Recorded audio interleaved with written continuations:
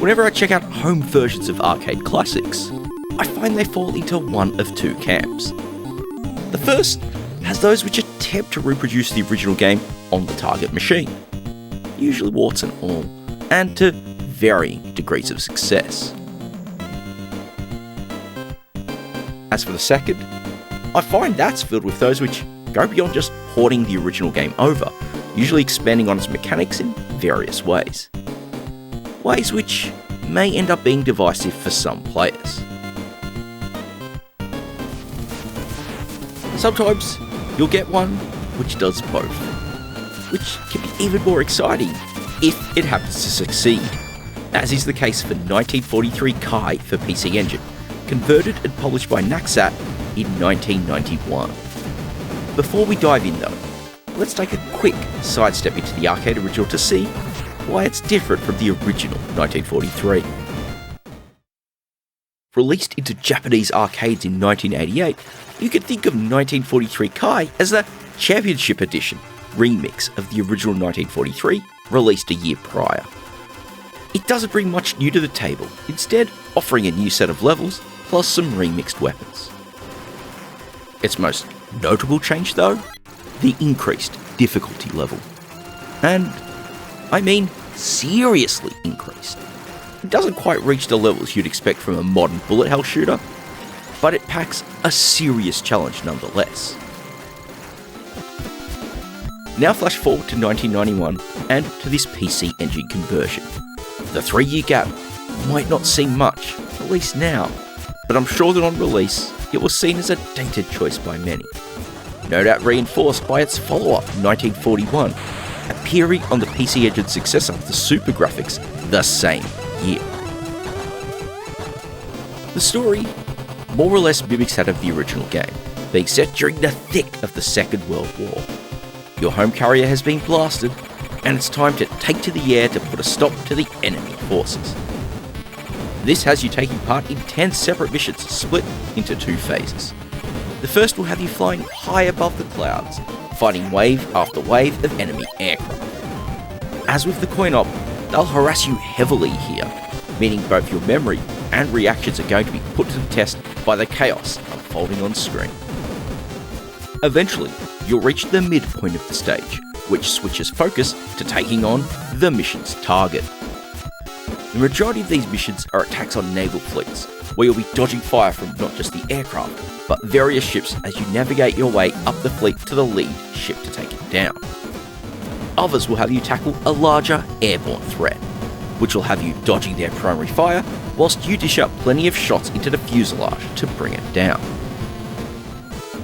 To successfully complete each mission, you'll have to take out the majority of the target's defences, whether that's emplacements and launchers mounted on the ships, or just the fuselage of that aircraft. If you're down enough, you move on to the next mission and get an energy bonus as a reward. Fail to take out enough though, and you're sent back to the start to take another stab at it. With everything reset, of course.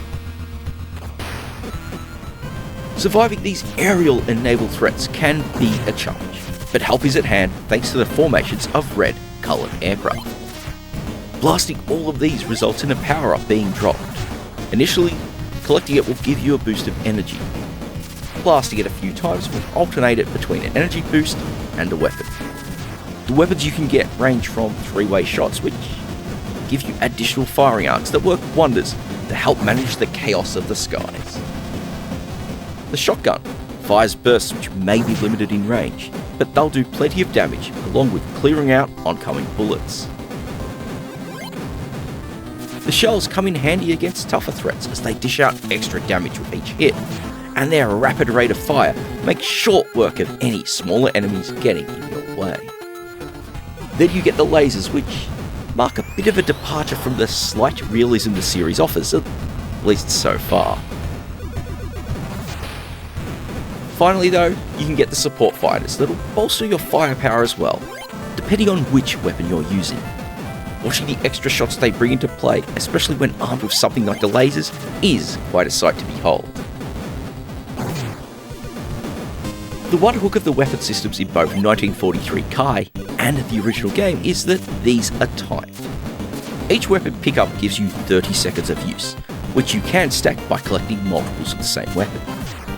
It's a small feature, but having to focus on collecting them to keep your weapon active can make things quite intense at points as you fight through waves and waves of hostiles. Along with that, you'll also need to alternate between weapons and energy pickups. Unlike most shooters where you have a series of lives, 1943 Kai simply gives you an energy bar. Colliding with enemies, all their shots will take a chunk out of it. But as pioneered by Gauntlet, it'll slowly drain over time. Hence, it's a balancing act between collecting energy pickups to stay alive or weapon pickups to keep your given weapon active. Power-up systems are one of those elements which I feel can make or break a shmup. And I would call this one a genuinely interesting system. Not just for those implemented across the 19XX series, but for shooters in general.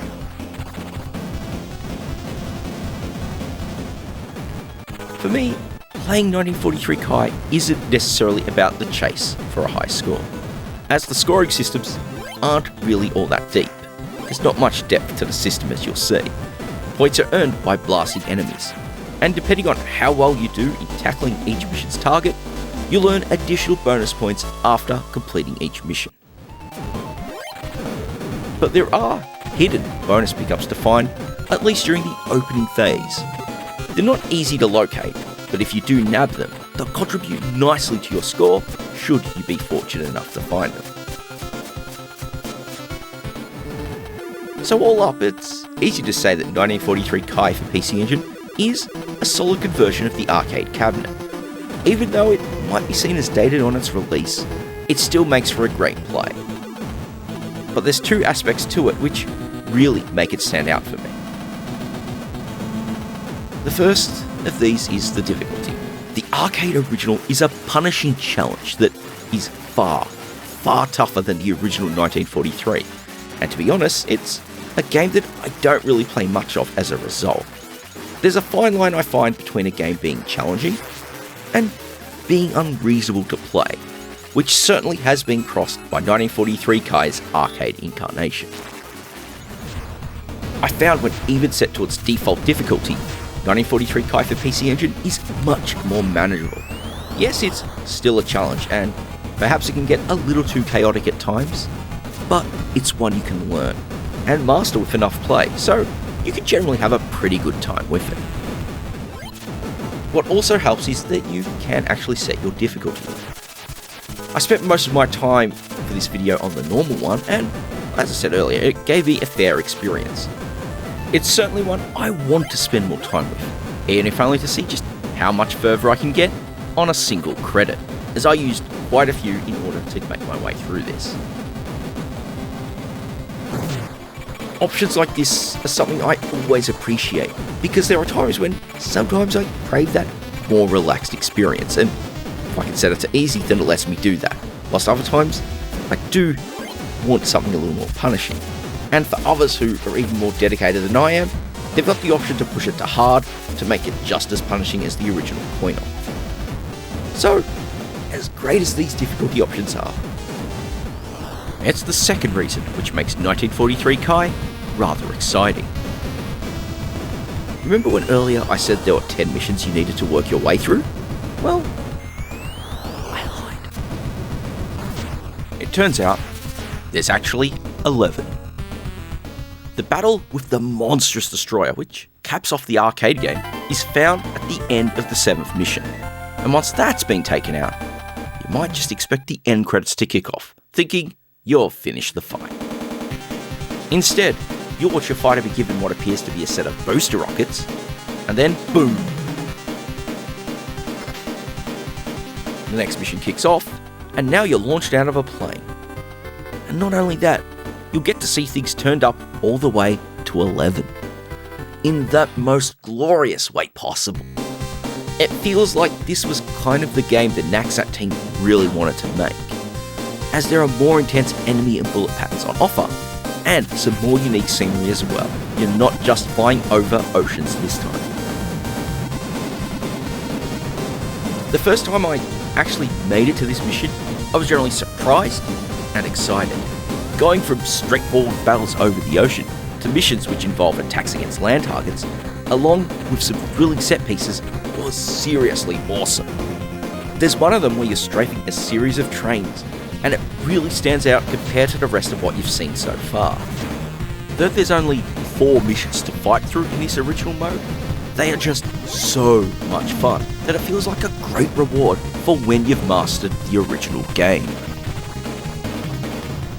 Ultimately, that's where I think this PC Engine port of 1943 Kai sits for me.